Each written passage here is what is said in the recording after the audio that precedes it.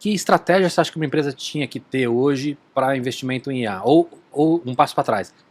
As empresas deveriam ter uma estratégia para IA?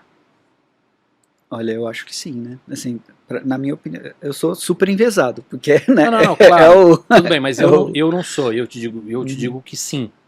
Porque é o que a gente falou, é uma porrada, isso vai ter impacto em tudo, Uhum, e vai ter um impacto muito grande em todas as indústrias. sim. Né? Então, eu acho que sim também. Mas você diria para uma... Se eu sou um diretor de uma corporação, não importa se é uma pequena, média ou grande, até quero saber se faz diferença na tua visão. Uhum. Eu chego para você e falo assim, Maurício, me falaram que você é um cara aí que trabalha numa empresa, vocês trabalham bastante com IA, como é que eu deveria olhar para isso? Como é que eu deveria investir nisso? Tá. Acho que a primeira coisa que eu diria é assim, saiba que IA é uma coisa que está se transformando muito rápido. Uhum. E toda aplicação de machine learning, mesmo as aplicações comerciais de machine learning, elas começam como um experimento. Porque alguém tem uma pergunta que está mais ou menos, está melhor ou pior definida do ponto de vista matemático, e tem uns dados que a gente nunca viu, né? Ou nenhuma empresa viu antes de começar a trabalhar. Então, assim, eu não sei da qualidade do dado, eu não sei da quantidade do dado, eu não sei do poder preditivo que o dado tem para responder aquela pergunta. Ou seja, você não sabe se aquela pergunta é viável ser respondida através de IA.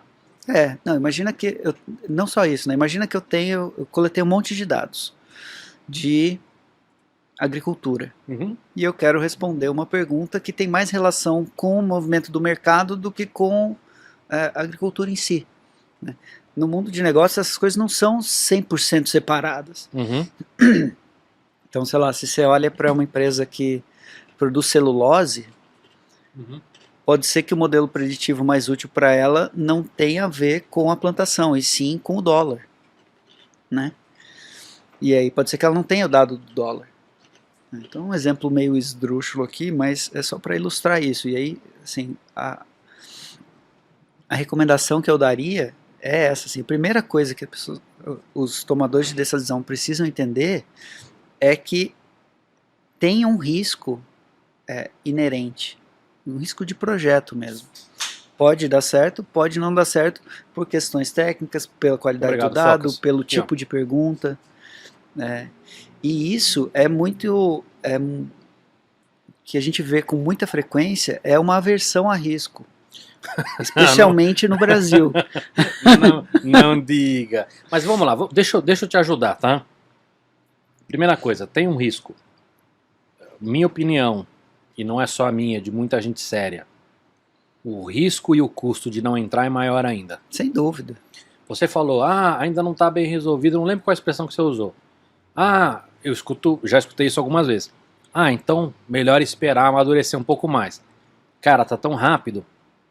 Eu acho que qualquer pessoa que trabalha com inovação tem que ler o livro do Clayton Christensen, né, O Dilema da Inovação. Para mim é um dos melhores das últimas 2, 3 décadas. E lá ele explica muito bem isso, né? Se você esperar, você tá lascado, você vai ficar de fora, você vai cair. O custo de oportunidade gigantesco. E o pior, de risco também, né?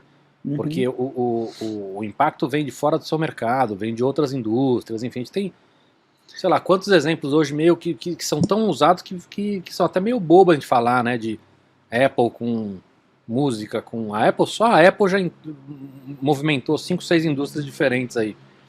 Mas vamos lá, então o que você estava falando é um experimento, por mais que tenham muitos resultados positivos e reais. Então, uma das conclusões que eu tenho do que você está falando eu não posso apostar as minhas fichas num único experimento. Exato. É a mesma coisa, cara, que você... se você olha para uma carteira de investimentos, você não vai botar todas as suas reservas numa coisa só. Você a não ser que seja Bitcoin. Bom, aí... aí tamo junto. Mas... depois, essa é outra história. Depois a gente entra nela, porque senão a volta vai ser grande. Mas assim, se você está olhando para ações normais, você vai ter Sim, você tem que enfim, diversificar diversas para diluir o seu risco. Exato, e é muito importante o engajamento da organização, né, nessa transformação, porque no fundo, imagina que eu tenho um modelo preditivo perfeito, Ok. tá? Se eu não mudar nenhum processo, como eu vou extrair valor? Então eu vou ter que mudar um processo que tem dentro da empresa. Alguém ia lá, fazia isso, ou contratava uma empresa terceira, ou tinha uma máquina que fazia uma parte, não sei. Alguma coisa do processo vai mudar. Porque você está falando de corporações que já têm um processo que já funciona.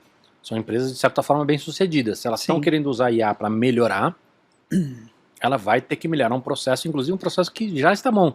Ela vai ter que mudar um processo, né? E esse é o ponto. E aí, no fim das contas, a gente está falando de convencer pessoas de que aquilo tem valor. Porque imagina, eu chego para você e falo assim, não, Cava, relaxa, você fez... olhava para um raio-x e falava o que tinha de errado com aquele raio-x, você fez isso por 30 anos, ou 40 anos. Aí eu vou te falar que uma máquina vai fazer a mesma coisa melhor que você provavelmente não vai acreditar. E aí você tem duas outras questões, né? Primeiro você não pode falar isso, que você não tem essa certeza, né? Então assim, olha, nós vamos tentar, porque talvez ela consiga fazer, mas tem um outro problema nessa história, que não é exatamente um problema cultural, é um problema humano, né? Se essa máquina fizer isso, para que eu sirvo? Pois é, e essa é uma ótima pergunta, porque se você parar para pensar, não vou falar que o cara não serve para nada, muito pelo contrário. Me fala um profissional que você conhece que está com tempo ocioso. Eu falei do foco de sacanagem, mas a gente trabalha a gente tá tocando isso aqui sozinho, a gente trabalha que nem dois cachorros. Cara, então, mas olha só, mas isso é complicado, né? Porque a gente falou muito no passado sobre tecnologia que ia dar tempo pra gente, e na verdade ela só ferrou nosso tempo, né? Sim. Então não sei se esse é um argumento muito bom. Não, o ponto que eu ia chegar é o seguinte, pensa nesse exemplo do médico, né? Uhum. Hoje o médico tem uma pilha gigantesca de exames para olhar. Certo. A maior parte daqueles exames são exames normais, né? Sim. Se a máquina fala assim, ó, isso é normal, isso é anormal, você tira mais da metade do trabalho chato, que ele não precisava fazer de jeito nenhum. Perfeito. E ele pode gastar mais tempo olhando para as coisas que precisam de uma pessoa, né? Porque a máquina, ela, no estado atual, ela trabalha muito mais com correlação do que com causa, né? E aí isso tem uma implicação concreta que, assim, se ela nunca viu aquele exemplo no dado, e se ela não viu muitas vezes, ela provavelmente vai chutar e vai chutar errado, né?